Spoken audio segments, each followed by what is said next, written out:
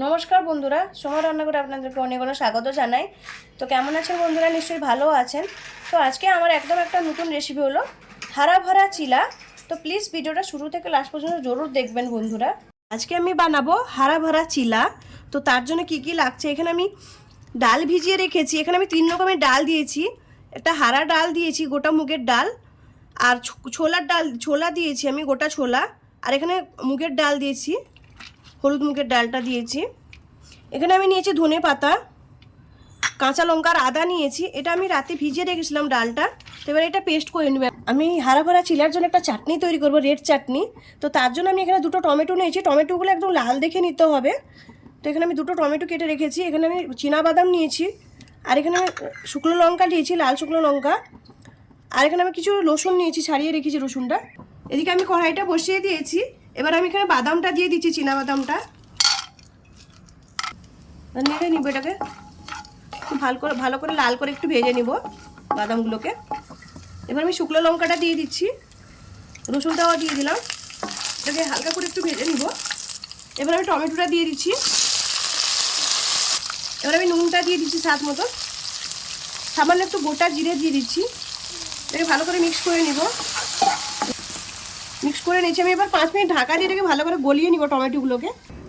5 minute হয়ে গেছে, ঢাকাটা খুলে নিচ্ছি। দেখুন কি সুন্দর করে টমেটোগুলো গলে গেছে। এখানে আমি কিছু পেঁয়াজ কুচিয়ে রেখেছি। তো পেঁয়াজটা দিতে, পেঁয়াজটা খুব বেশি ভাজা হবে না, যেন একটু পরে দিতে হবে পেঁয়াজটাকে। তো একটু ভালো করে নেড়ে নিব আমি পেঁয়াজটা দিয়ে। দেখুন পেঁয়াজটাও হালকা করে ভাজা হয়ে গেছে। তো এটাকে নামিয়ে আমি ঠান্ডা করে একটা পেস্ট তৈরি করে নিব। আমি ব্যাটারটা পেস্ট করে নিয়ে, দেখুন আমি পেস্ট করে নিয়েছি। দেখুন এভাবে ঘন থাকবে, এটা খুব বেশি পাতলাও হবে না। হারা ভরা চিলার পেস্টটা একদমই এরকমভাবে গাঢ়া গাঢ়া থাকবে। এবার আমি স্বাদ মতো নুনটা দিয়ে দিলাম। গোটা জিরে লাগবে, তো গোটা জিরে দিয়ে দিচ্ছি অল্প করে। এটাকে ভালো করে মিক্স করে নিব আমি।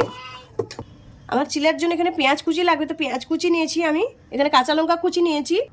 আমি একটা ব্রাশে তেল লাগিয়ে নিয়েছি, তাওয়াটা আমি বসিয়ে দিয়েছিলাম। তাওয়াটা গরম হয়ে গেছে। তো তেলটা আমি ভালো করে লাগিয়ে নিব এইভাবে। এবার আমি দিয়ে দিব। এটা খুব বেশি পাতলাও হবে না, একটু মোটামোটাই হবে, ছোটো ছোটোই হবে। আর এখানে আপনারা চাইলে একটু টমেটো কুচিও দিতে পারেন। আমি এখানে টমেটোটা ইউজ করব না, আমি পেঁয়াজটাই দিব, পেঁয়াজ আর কাঁচা লঙ্কাটা। এবার পেঁয়াজের কুচিটা আমি দিয়ে দিব, কাঁচা লঙ্কাটা দিয়ে দিলাম। এবার আমি তেলটা দিয়ে দিব, ঢাকা দিয়ে দিচ্ছি আমি। 2 মিনিট আমি ঢাকাটা দিয়ে দিচ্ছি।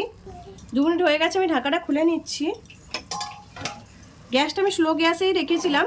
এবার আমি এটাকে উল্টে দিব। গ্যাসটা বাড়িয়ে দিয়েছি, এবার উল্টে দিচ্ছি আমি। দেখুন কি সুন্দর হয়ে গেছে, ব্রাউন কালার, একদম গোল্ডেন ব্রাউন কালার এসে গেছে একদম। এবার আমি উল্টে নিব চিলাটাকে।